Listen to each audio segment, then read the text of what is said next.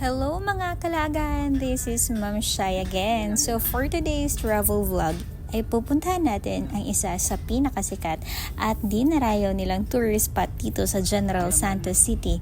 Ito ang Olarte Cave na matatagpuan lang dito sa Barangay Conel, General Santos City. So guys, napakaaga namin gumayak dito at tinawag ko na ang buong team ng Team Laagan para puntahan at masaksihan namin ang isa sa pinagmamayabang nilang Blue Lagoon dito sa Barangay Conel. So ayan, kasama ko si Camille, si Lauren, si Kuya JM, si Kion, si Abby, si Ate Janet at si Kuya EJ ay susunod lang po sila sa amin papunta doon. So kami, nauna na kaming pumunta doon guys. So pagpunta po namin doon sa Barangay Conel, meron po doon tinatawag na environmental fee at magbabayad po kayo ng 20 pesos. Pero kung taga doon lang din kayo at nakatira kayo mismo sa Barangay Conel ay hindi na po nila kayo sinisingil. Pero kung outside Barangay Conel po ay sinisingil po nila ng environmental fee.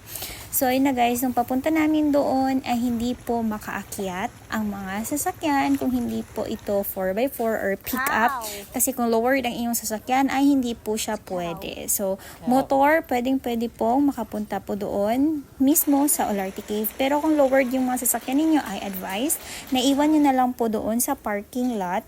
So meron po doong parking area, magbabayad po ng 50 pesos or doon naman po sa kabila, meron doong 100 pesos na parking lot fee.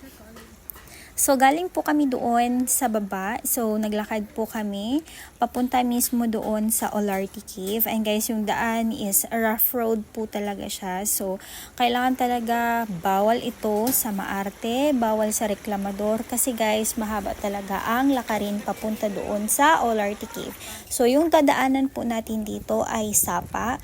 So I advise, huwag kayo magdala ng mga mabibigat po na mga gamit para po mas magaan at mas mabilis po ang inyong paglalakad. So nakita nyo naman dito sa video guys, yan po ang dadaanan ninyo papuntang Olarte Cave. So ayun, bit pa nga namin si Kion. Hello baby Kion! And guys, so napakahirap talaga ng daan dito. So kung lowered ang mga sasakyan, again, iwan lang po doon sa parking area. Pero kung naman pick up ang mga sasakyan ninyo 4x4 or ano man yan, so kayang-kaya pasok doon sa Olarte Cave.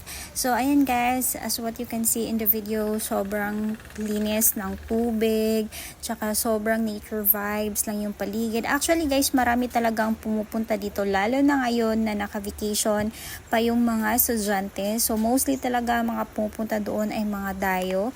Ayan guys, so nakita nyo sa video, pwede naman kayo talagang mag-picnic doon sa sapa. Ayan, wala pong entrance fee doon. So sa Olarte Cave, meron po tayong entrance fee doon na 50 pesos po each.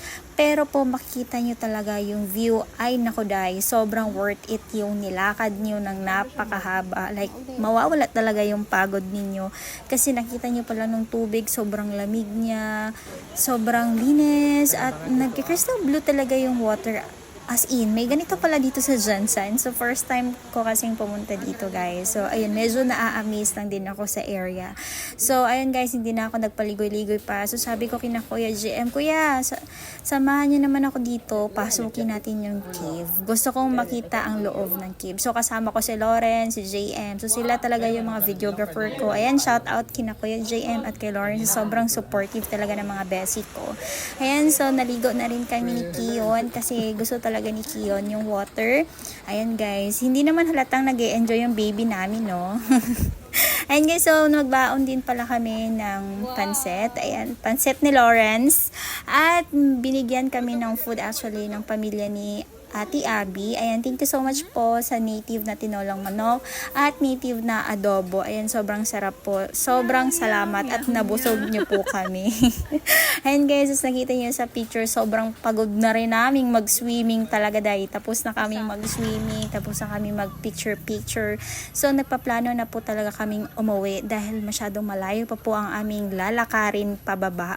Tapos marami pa po kami mga bit-bit na gamit. Ayan guys, so nakita niyo naman, sapa talaga talaga yung dadaanan. Pero okay din naman siyang area, hindi masyadong mataas ang tubig kasi hindi naman talaga siya maulan. Di ko lang sure kung pag umuulan, medyo mataas ba ang tubig doon kasi first time namin pumunta. So guys, makita nyo rin itong cave na to. Actually, madadaanan nyo lang talaga ito. At madadaanan nyo rin pala yung Lamtilis Resort. So kung pupunta kayo ng Olarte, pwede kayong dumaan ng Lamtilis Resort para maligo din naman. Pero kami hindi na kami dumaan doon kasi pagod na din talaga kami dahil.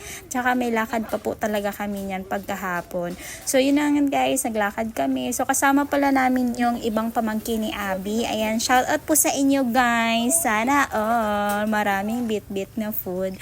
Alam nyo ba guys na mas nakaka-enjoy talaga tong lakad na to kapag marami kayo sa grupo kasi ay nako, ang daming kwentuhan, ang daming tawanan, tsaka hindi nyo talaga ma-feel yung pagod sa paglalakad kasi guys, malayo din talaga ang lakarin kung galing talaga doon sa baba papuntang Olarte Cave. So yun na nga guys, nauna na pala dito si Kuya AJ, si Lawrence at si Baby Kion kasi sagsakay po sila ng motor. Ayan, sana all nagmotor kasi naman guys, may baby so medyo mabigat na talaga si Kion din buhatin. So, ayun na nga guys, pasayaw-sayaw na lang ito si Madam Janet. Ayan, sobrang happy yarn. So, ayun na nga guys. So, dito naman, naglalaro lang dito si Lawrence, si Kion, at si Janet. Habang ako naman guys, kinakausap ko muna yung pamilya ni Abby. Especially yung auntie niya kasi ipagpapaalam ko si Abby. Nasasama sa amin doon sa bahay para kumain ng dinner. So, ayun na nga guys. So, medyo cheka-cheka lang muna. Like, ante, paalam ko si Abby, may lakad po kami, kakain po kami sa bahay, ganyan. So, yun naman talagang mas maganda, diba? Pag ipapaalam ng mas maayos at formal sa kapamilya. So, si Kiyo naman talaga dyan is naglalaro. Ayan, yung bata talaga. Ngayon lang din talaga siya, guys, nakalabas. So, pag nakakalabas siya ng bahay, ay sobrang nag-e-enjoy siya, kasama sila. Ayan, guys. So, hindi naman talaga si Kiyon iyakin. Talaga sobrang vibes lang talaga siya na bata. Like, on the go talaga siya always kung saan man kami mapunta. Ayan, sama-sama lang namin siya kasi hindi naman talaga siya iyakin at masayahin talaga siyang bata. So, ayun na nga guys. So, before kami aalis dito sa Olarte Cave, ay na-picture-picture muna kami. Tapos, nag-usap-usap muna kami saan kami pupunta, saan yung next laag namin. So, yun na nga guys. Nagpaplano rin kami dito na why not mag-TikTok kaya muna tayo bago tayo aalis. So, ayun na guys. Actually, si Lawrence gymnastic talaga siya. Gusto niya na talagang magbika-beka talaga ha. So, yun na nga guys. So, sabi ko, sige, go. Why not? Mag-TikTok tayo. So, ano na dyan? So, ayun na nga guys. So, nag-usap-usap muna kami dito nila Lawrence, ni Abby, ni Janet. Ayan, kung ano yung mga ganap namin after. So, nag-usap-usap rin kami dito. Hala, saan kaya yung nice na tourist spot na pwede nating puntahan sa sunod? Alam nyo guys, sobrang ganda nitong moment na to. Kasi, yung mga problema ka, ayan, kailangan mo mag-relax. Andito yung tropa mo, para kasamahan kang mag-heal, samahan kang mag-enjoy sa buhay. Ayan, less muna sa mga drama-drama at stress. So, sa inyo rin guys, kung ganyan din ang nafe-feel niyo. So, go somewhere else in the nature vibes. Ayan, para mas ma-feel niyo yung time niyo together, quality time, and tsaka sobrang nakaka-happy lang talaga sa puso itong mga moments na ganito guys. So, kung ako sa inyo, puntahan niyo na po itong Olarte Cave. Dito lang po yan sa Barangay Conel, General Santos City. Ayun guys, see you again in my next vlog. Bye-bye!